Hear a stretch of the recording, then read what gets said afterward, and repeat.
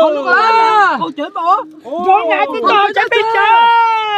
Con chơi. Con chơi được bao giờ? Con chơi chơi. Chơi. Không biết gì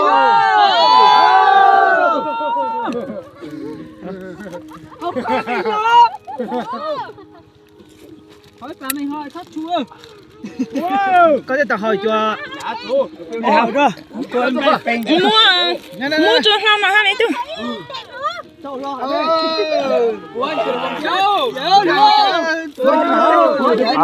Không treo chết thế nào? Gì ta bố? Con lùn biết không? Gì không lo chứ không. Không chứ lo.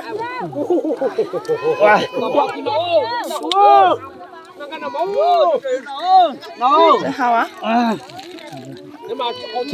Dạ anh, cho vậy tay nhá. Mày ít tay là tao coi với em phụ nữ nhá.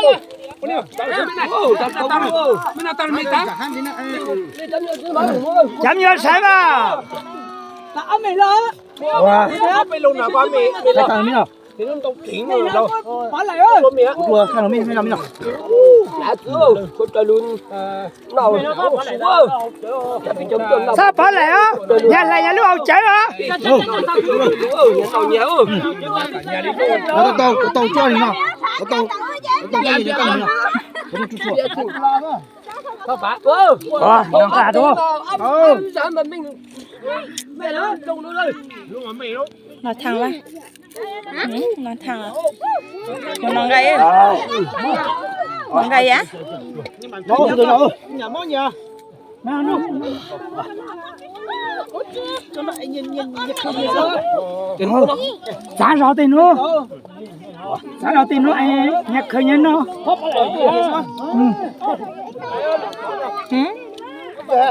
Con non gầy á? Con non gầy bây giờ?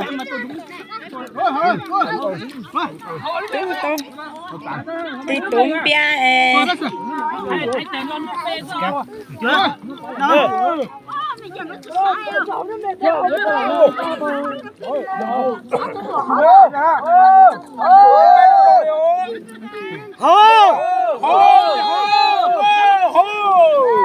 Không cả tao của mình ơi.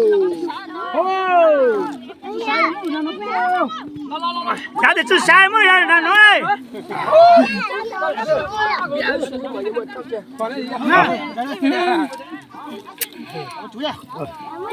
Ủa, con muốn chơi?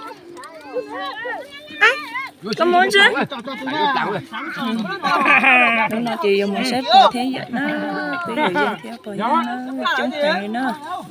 Đâu gì chưa? Chắc của em là con chưa giờ con chẳng có quên có gì chưa ha có gì quên nhưng mà dù hết. Em là con chưa là giờ nhìn thấy chỉ ra đúng không?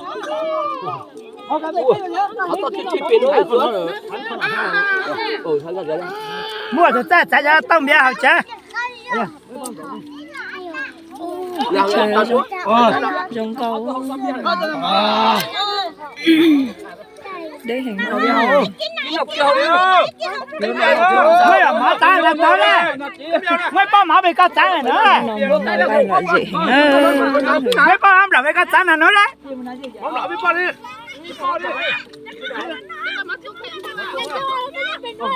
gì cơ anh nhá bị co Đúng không? Tao qua đây, tao qua đây, nó giờ tìm được chúng ta.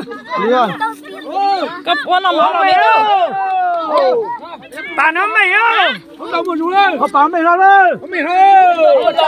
con nó cấp là con nó mở rồi cho con bố muốn ơi con nó mở rồi bố muốn không mở rồi con tôi nó tệ thì cái gì mà đây là giá chú tệ bia phải nó hôi sợ tôi biết nó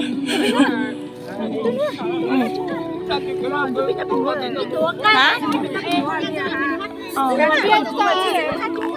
ê tao cho lệnh cho mày tao lệnh cho chăn đồng tao tuổi chỉ tao chỉ mà tổ thôi mà tao là lệnh cho này là mày chưa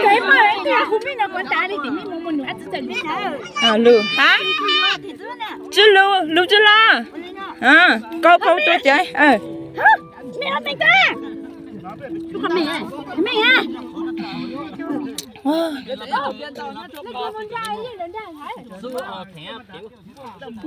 Chả nhôm mông hú nào cái nhá.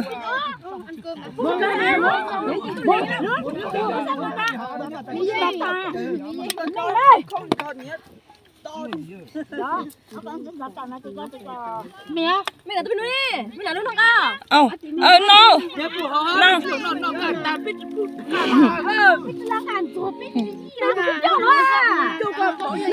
Anh vô tôi nhắn rồi. Nhốt tôi. Nhốt tôi.